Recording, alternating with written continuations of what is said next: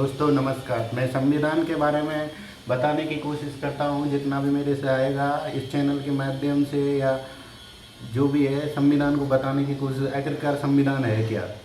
मुझे लगता है जब मैं मेरी नज़रों से सोचूं तो देखूं कि जो एक झाड़ू झाड़ू देने वाले को भी समानता का अधिकार दे, भिखारी को भी बोलने का अधिकार दे, और कुछ भी मतलब बोलने का अधिकार दे, भिखारी को बोलने का अधिकार दे, दलित को बोलने का अधिकार दे, आदिवासियों को या निम्न वर्ग वाले, उच्च वर्ग वाले, सभी को जो एक समान देखे, वो संविधान है।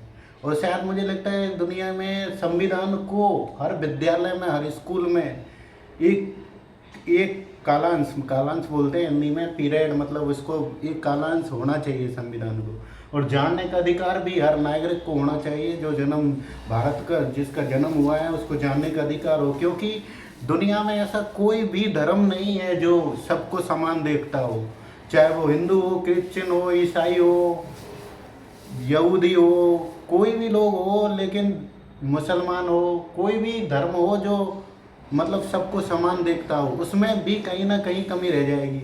लेकिन एक मात्र संविधान ऐसा है जो सबको समानता का अधिकार देता है। यहाँ तक कि भिखारी को भी वही अधिकार है, उसके खिलाफ अन्याय होता तो वही सेम सजा मिलेगी चोरी करने पर, वो सब। तो सारी चीज़ों को ध्यान में रखते हुए संविधान बनाया गया। और संविधान की आवश्यकता क्यों पड़ी? संविधान की आवश्यकता पड़ी, अब अगर हम प्रमाण देखेंगे तो सबसे प्राचीन संविधान हमें मिलता है अमेरिका का, 1787 में बना हुआ था। मतलब तो तब से सबसे पहले संविधान का गठन किया था वो अमेरिका ने ही किया था।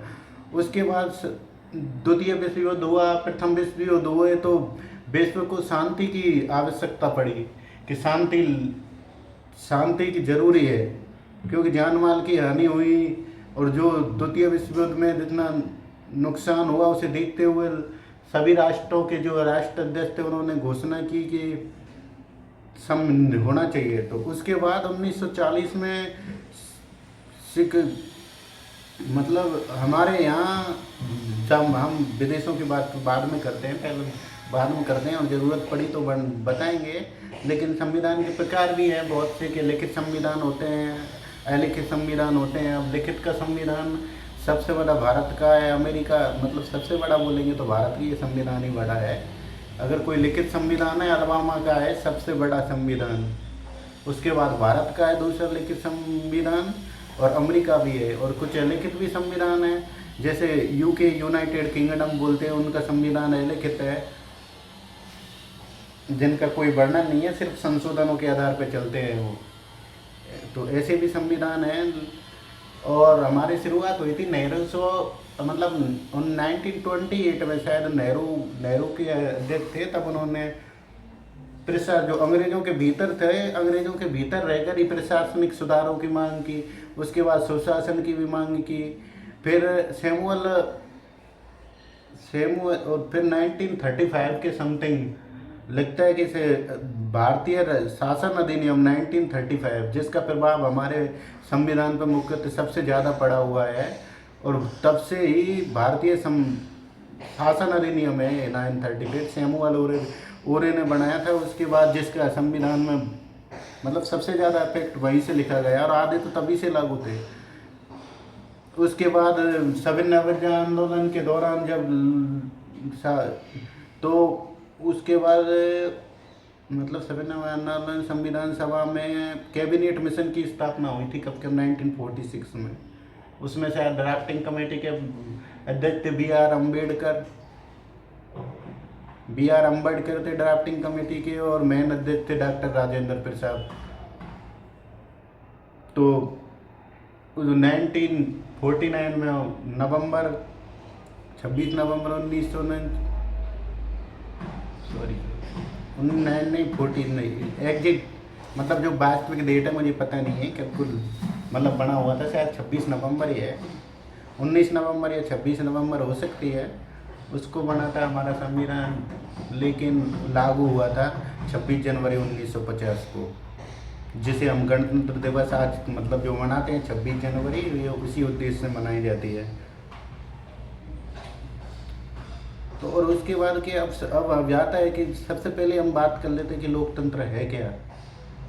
बहुत से लोग होते हैं जिनको लोकतंत्र का पता ही नहीं है। तो लोकतंत्र ये है कि जनता का शासन जनता के द्वारा और जनता के लिए शासन किया जाता है। अब इसकी परिभाषा है definition of democratic democracy. But कैसे होता है संविधान के हमारे चुने हुए प्रतिनिधि, जिसमें जनता का ही मेन पावर है, जो अहम रोल रहता है हमारे संविधान में, कॉन्स्टिट्यूशन यानी डेमोक्रेसी में, वो जनता ही होती है कि जनता के चुने हुए प्रतिनिधि होते हैं। जब कैसे होते हैं चुने हुए प्रतिनिधि, जैसे हम एमएलए लोकसभा बनाते हैं, मतलब हम तो ग्रामीण इकाई में चले यहाँ उसमें ही चले।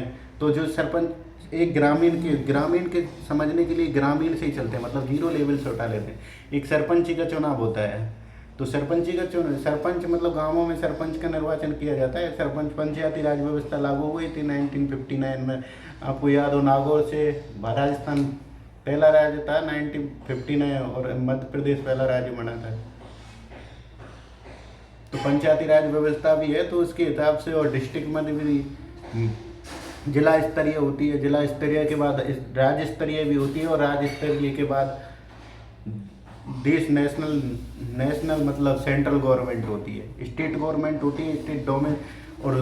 और देखेंगे डोमेन के हिसाब से तो जिला स्तरीय गवर्नमेंट भी होती है, जिला के मामलों की सुनवाई के लिए। उसके बाद गांवों के लिए भी होती है। तो एक सरपंच का चुनाव होता है, तो सरपंच कैसे चुना जाता है? लोगों के द्वारा ही चुना जाता है ना, कि लोगों का एक डेट होती है, निर्वाचन होता है, तो लोगों के द्वारा सरपंच चुना जाता है। 8-10 प्रतिनिधि खड़े होते हैं, उनमें से सरपंच बनने के लिए लोग चुनते हैं, और जो जीतता है वो सरपंच बनता है। तो कौन जिम्मेदार है उसके लिए? गांव के।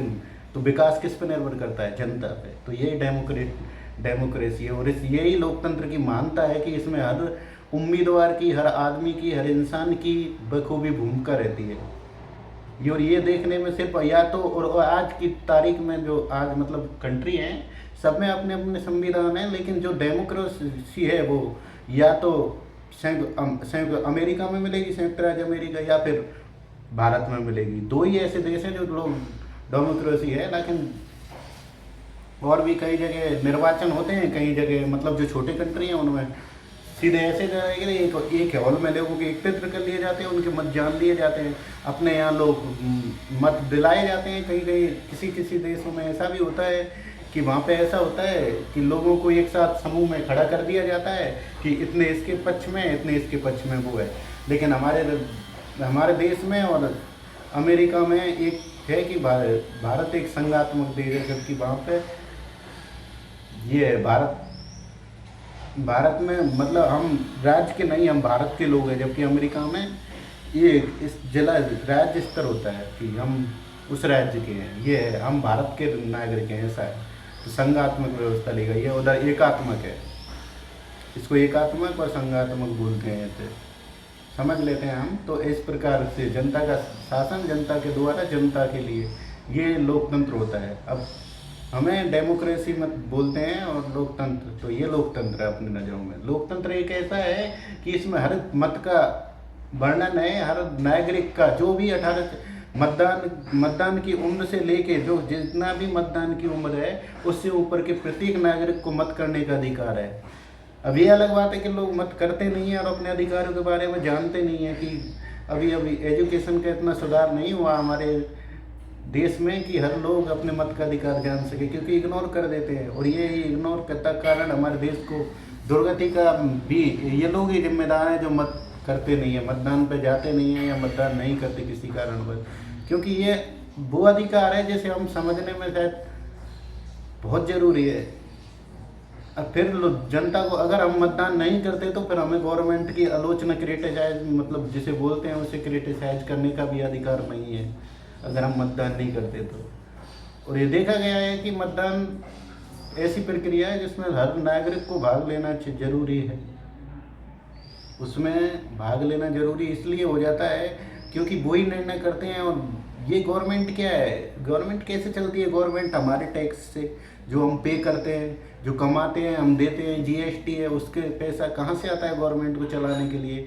ये सड़क बना लेके गवर्नमेंट खुद को उपार्जन करती है, नई प्रोडक्टिविटी गवर्नमेंट का कोई योगदान नहीं है इसमें, जनता का ही योगदान होता है। टैक्स पे करने वाले लोग आते हैं, उसमें टैक्स पे के बाद टैक्स पे जीएसटी से जो पैसा आता है जिसे हम गवर्नमेंट को देते हैं, तो सारे गवर्नमेंट जितना उपार्जन करती है वो हम पे ही लागू करती है। उनका मतलब कि ये है। तो इस सबसे अहम रोल किसका होता है लोकतंत्र में? जनता का। अब बात कर लेते हैं, लोकतंत्र की बात बहुत हो गई, मेन मुद्दे पे आते हैं अपने कि संविधान आखिर है क्या। तो सबसे पहले हम संविधान में करते हैं समानता का अधिकार। पहला है समानता का अधिकार। अब समानता कैसे हो गई कि समानता का अधिकार क्या है? समानता का अधिकार मैंने बताया, समानता के अधिकार ये है कि कोई पूंजीपति है, कैपिटलिज्म वो मतलब उद्योगपति है, बड़े बड़े लोग हैं, बिजनेसमैन है, कोई भी हो, अगर वो मर्डर करते हैं तो भी सेम पनिशमेंट है। और उसके बाद अगर कोई नॉर्मल इंसान भी मर्डर करता है तो उसके लिए भी सेम पनिशमेंट है। और बोलने का अधिकार दिया है, मतलब कैसे भी ये भी समानता के अधिकार में ही आएगा कि उस तरीके से डिवाइडेड नहीं किया गया, कास्टिज्म नहीं है, वर्ण नहीं है, लैंग्वेज सेक्स मतलब सेक्स होता है, लैंगिक भेदभाव, इन सब से दूर रखा है कि हम सब भाई भाई है, कोई अलग नहीं है यहाँ पे, ना हरिजन है, ना दलित है, ना कोई भी अलग नहीं है। ये अलग बात है कि मानसिकता गुलामी कैसे भी हो सकते हैं, लोग धर्म के गुलाम हो सकते हैं, कोई सवर्ण मानता है, कोई अछूत मानता है, कोई स्त्री मानता है, कोई पुरुष मानता है, लेकिन संविधान में कहीं भी अलग ये उल्लेख नहीं है कि ये जेंडर है, हैंडीकैप है, किसी को भी मतलब किसी भी आधार पे, एबिलिटी के आधार पे, किसी भी आधार पे हम भेदभाव नहीं कर सकते। ये हमारा संविधान है, अहम रोल है संविधान का कि कोई भी भेद नहीं है। शोषित वर्ग है उनका भी ध्यान रखा गया है कि भाई ये शोषण हुआ है, तो उनका भी ध्यान रखा गया है। सवर्ण है उसका भी ध्यान रखा गया है कि जो विकसित हो गए उनका भी ये समानता है हमारे यही मेन कॉन्सेप्ट है। वही होता है कि हम भेदभाव नहीं करते, चाहकर भी समानता रहनी पड़ती है हमें। और ये बहुत दुख के साथ मुझे कहना पड़ रहा है कि हमारे देश में ये रूल जाति धर्म भेदभाव समानता का अधिकार है, लेकिन हमारे नेता लोग ये सब करते हैं। जो भी हमारे नेता लोग हैं, संविधान में इसका कहीं भी उल्लेख नहीं है कि हम जाति के आधार पे, धर्म के आधार पे, वर्ण के आधार पे लैंगिक भेदभाव करें, ये नहीं करें। लेकिन क्या है, अपने वोटों की राजनीति के लिए और राजनेता लोग ऐसा करते हैं, जो गलत है, हर तरीके से गलत है। क्योंकि सब सर्वोपरि समानता, संविधान सबसे ऊपर है, किसी भी धर्म से भी ऊपर संविधान को मेरी नज़रों में तो शायद सब धर्मों से ऊपर है। क्योंकि देख लो, किसी को भी मान लो, क्रिश्चियन को अपना लो, उन्होंने भी काले गोरे का भेद किया है। हमारे अंदर है तो दलित, आदिवासी, सवर्ण, ये उसका भेदभाव है।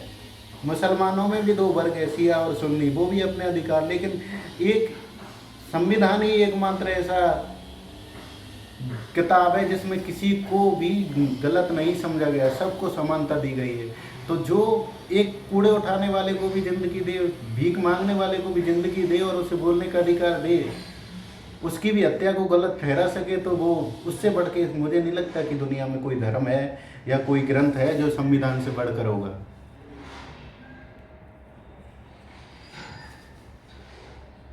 ये तो इसके बाद अब जब प्रारंभिक लागू हुआ था हमारे, और दूसरा है स्वतंत्रता का अधिकार।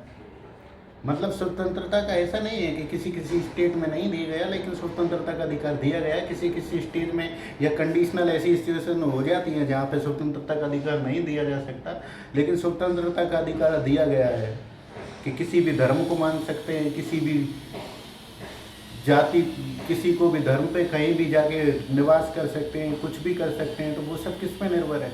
वो सब मतलब स्वतंत्रता दी गई है। धार्मिक स्वतंत्रता है, किसी भी धर्म को मानने के लिए कोई बाध्य नहीं करेगा। हमें कहीं रहने की सुविधा है कि हम यहाँ भी रह सकते हैं कुछ कंडीशन में। जैसे 370 से पहले कश्मीर ऐसा स्टेट थे जहाँ पे नहीं रह सकते थे, अब तो हालांकि रह सकते हैं, लेकिन उससे पहले नहीं था ये। तो ऐसे संविधान में स्वतंत्रता है। दूसरा शोषण के विरुद्ध शोषण है, शोषण के हम किसी का शोषण नहीं कर सकते। 21 मतलब कुछ शोषण नहीं कर सकते इस आधार पे कि हमारे पास पैसा है तो हम गरीब का शोषण करें या किसी का भी शोषण करें, या हम सवर्ण ST SC इसको वो सब मतलब ऐसे शोषण नहीं कर सकते। तो इस तरीके से देखेंगे हम तो हमारे संविधान सबसे ऊपर है। बाकी सरकार की शक्तियों का भी पृथक सरकार की शक्तियों का भी पृथक्करण किया गया है।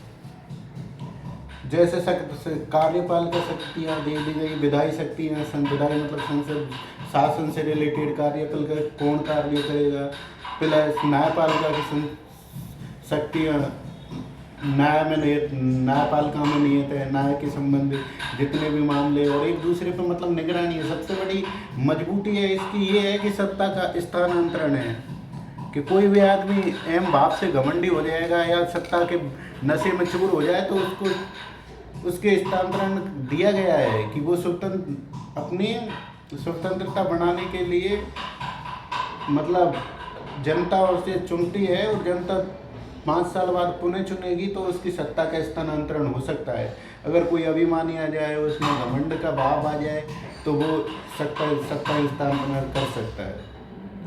ये हमारे संविधान में मिलता है। और उसके बाद कार्यपालिका, विधायी शक्ति है, सबको अलग अलग रखा है। कार्यपालिका शक्ति अलग है, विधायी शक्तियाँ अलग है, तो सबको अलग अलग संविधान में रखा गया है। और मतलब क्या है, कानून ये है कि संस्था की निर्धारित वो भी रहती है, पारदर्शिता है, निगरानी है। न्यायपालिका जैसे हर कार्य अपने स्वतंत्र पहले राष्ट्रपति के पास जाएगा, राष्ट्रपति कोई भी विधेयक होगा, संशोधन होगा, सबसे पहले लोकसभा में उठेगा तो उसे राज्यसभा में भी पास कराना पड़ता है। राज्यसभा के बाद लोकसभा में पास होने के बाद राज्यसभा के बाद उसको राष्ट्रपति भी देखेगा, राष्ट्रपति के बाद न्यायपालिका अंतिम रूप से उसको देगी कि ये योग्य है या नहीं है, उसमें क्या क्या बारीकियाँ हैं। तो एक सेक्टर को मतलब दूसरे सेक्टर पर निगरानी रखने का मतलब तीनों शक्तियाँ आपस में निगरानी रखती है कि क्या गलत है क्या सही है। और ये हमारे संविधान में विशेषता है, इसे बोल सकते हैं कि विविधता में भी एकता है, विविधता होके भी तो इसे मानती। अब बात कर लेते हैं कि 49 में लागू हुआ था तब कितने थे, आजकल मतलब ऐसे भी चलता है। आज मैं बस इतना ही कह के ये वीडियो समाप्त करता हूँ कि जो हमारा मूल संविधान था वो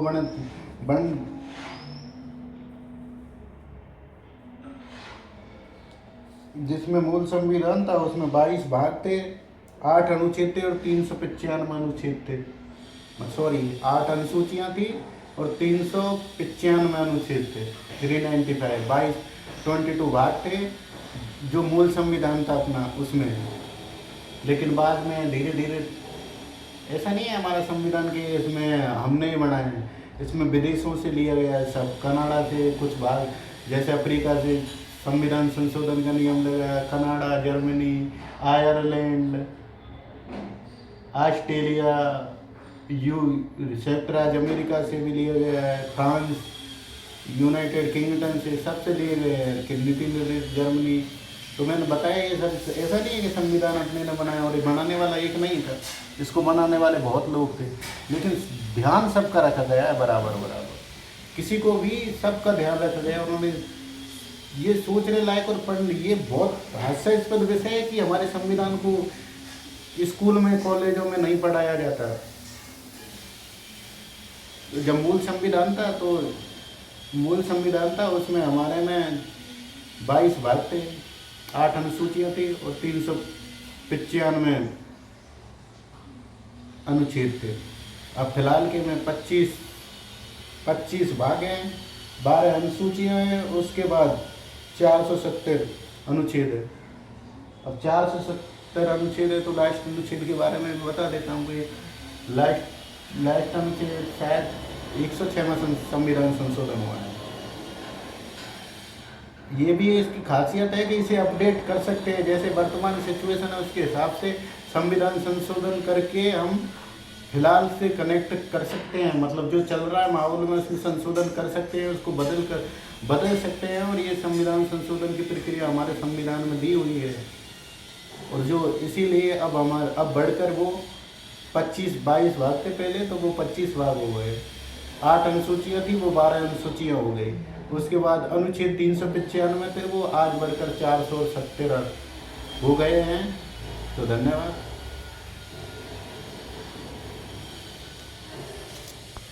ये कह के मैं आज की वीडियो समाप्त करता हूँ।